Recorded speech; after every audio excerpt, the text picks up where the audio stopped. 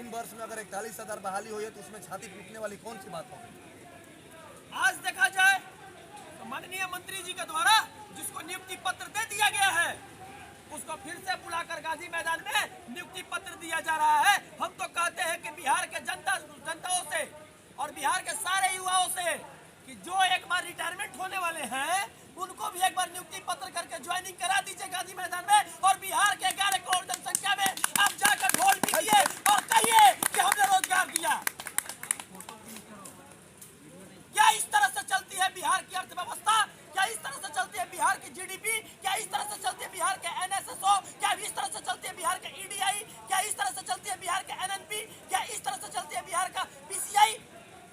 आज भी देखा जाए तो 2011 के जनगणना के अनुसार बिहार का प्रति व्यक्ति आय 6,610 रुपए है। आखिर ये 8 वर्ष शपथ लेकर क्या कर लिया इन्होंने, क्या किया? एक बार जब शपथ लेते हैं, मान लीजिए कि हम लोग की जो बहाली थी वो बहाली आने वाली थी जुलाई के लास्ट वीक में, इनके पलटरी मारने के चक्कर में न जाने कितना बच्चा का जिंदगी बर्बाद हो गया। 18 घंटे के अंदर इन्होंने मंत्री एक तरफ से रिजाइनिंग लेटर दिया और दूसरा तरफ से ऑफर लेटर लिया। क्या दोबारा इन्होंने बिहार में घुमा और सारी स्थिति परिस्थिति को देखा मंत्री पद से शपथ लेने से पहले? शिक्षक अभ्यर्थी बहरहाल रोड पर है, सीटेट विसेट तमाम अर्हता पास करने के बाद सड़क पर बैठे हुए हैं।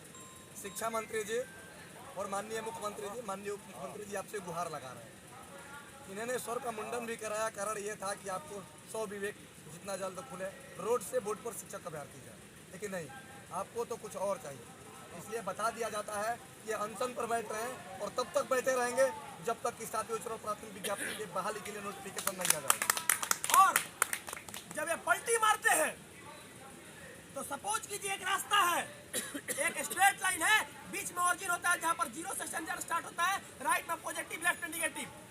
तो जो बीच की जो रास्ता है उस रास्ता में जितना युवा लोग हैं जो लोग रोजगार करना चाहते हैं उन लोग की जिंदगी नरक में चल जाती है, क्योंकि फिर से सरकार बदलती है, मंत्री परिषद बदलती है और सारा सिस्टम बदलता है। इस कारण से बहाली से लेकर सारे चीज में डिले हो जाता है, लेकिन बची रहती है क्या? तो उनकी कुर्सी। उसी कुर्सी के खिलाफ हम लोग 7वें चरण में भूख अनशन करने वाले हैं और भूख के आंदोलन करने वाले हैं।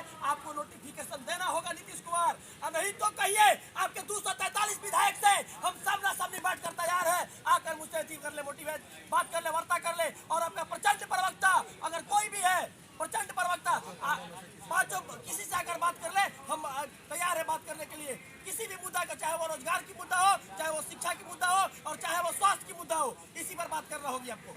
माननीय मुख्यमंत्री जी, शिक्षा, स्वास्थ्य और रोजगार को लेकर के जो आपका बिहार में आयाम है वो गिरता हुआ ग्राफ है। एक चीज़ मैं कहना चाहूँगा आपको कि शिक्षा हमारा जन्मसिद्ध अधिकार है और उसे कोई वंचित नहीं कर सकता है।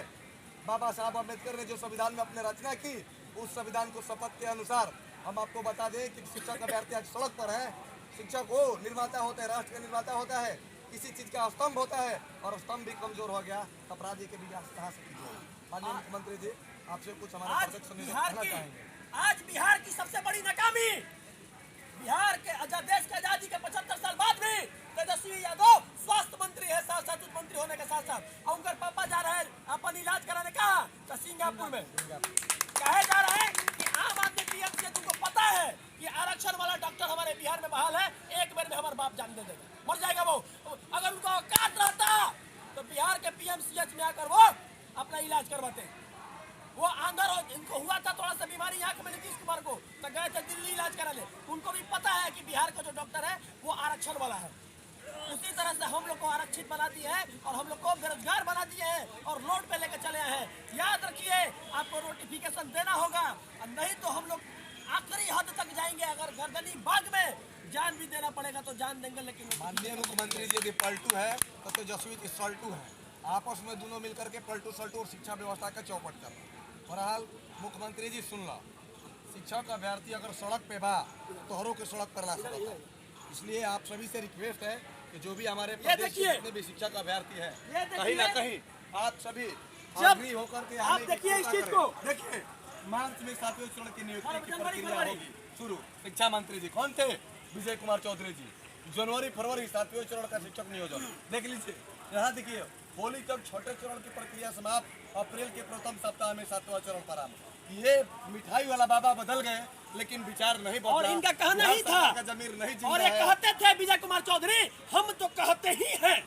जैसे ही छठवां चरण खत्म होगी अति शीघ्र हम सातवां चरण लेके चलाएंगे। अब देखिए, हिया चल गया जनवरी, हिया चल गया मार्च, हिया चल गया होली, फिर अप्रैल में 80,000 हो रहा है, फिर 2 लाख पद से बहाली हो रहा है। फिर उसके बाद अपर मुख्य सचिव आकर कहते हैं कि हम बहाली दे देंगे कागज पत्र के माध्यम से। अरे कम से कम कलमुआ का नोखिया टूट गया का, कि कलमुआ हेरा गया? माननीय तेजस्वी जी से पूछना चाहूंगा कि जो आपने शपथ लेकर के बोला था कि मैं शपथ लेता हूं, पहली कलम से 10 लाख रोजगार दूंगा, आपका कलम खो गया है कि दिमागी संतुलन खो गया है? दिमागी संतुलन खो गया है तो जल्द ही ठीक कर दिया जाएगा।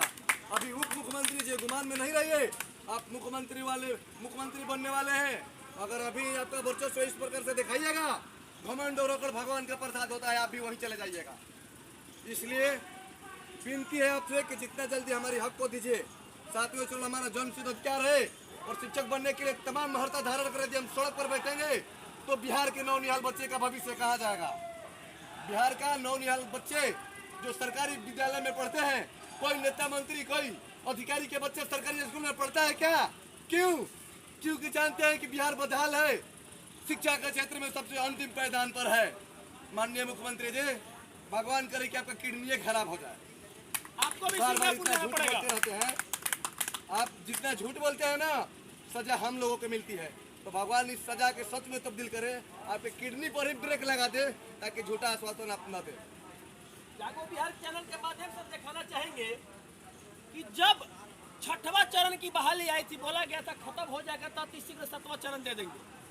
लेकिन ये बार बार इनका जो प्रेस कॉन्फ्रेंस है और बार बार ट्वीट देखिएगा, आगे चलते तो ट्वीट किया हुआ है, आकर देखिए, आपको ट्वीट दिखाते हैं। ट्वीट देखिए, ट्वीट में आप लिखा हुआ देखिए, बार बार लटका कर शिक्षक नियुक्ति के लिए नाम, बार बार लटका कर शिक्षक नियुक्ति के नाम पर अभ्यर्थियों के साथ पूरे मजाक करना सरकार बंद करे। हम पूछना चाहते हैं उन मंत्रियों से, क्यों पंडाल में आते थे हमारे? जब 1 तारीख से अगस्त में आंदोलन किए थे तो 9 दिन आकर जो देखे तो क्या अखबार में मोतियाबिंद हो गया है यार? कि मोतियाबिंद हो गया है कि आकर आयती खराब हो गया, रेटिना खराब हो गया है, किडनी फेल कर गया है आप लोग का, कि दिमाग का बत्ती खत्म हो गया है, कि स्क्रू ढीला हो गया है आप लोग को, कि एक बार कहते हैं यहाँ देखिए, अब देखिए पलटू चाचा के कहते सारे वादे होंगे पूरे। 7वां चरण में 1,65,000 से अधिक शिक्षकों की होगी नियुक्ति।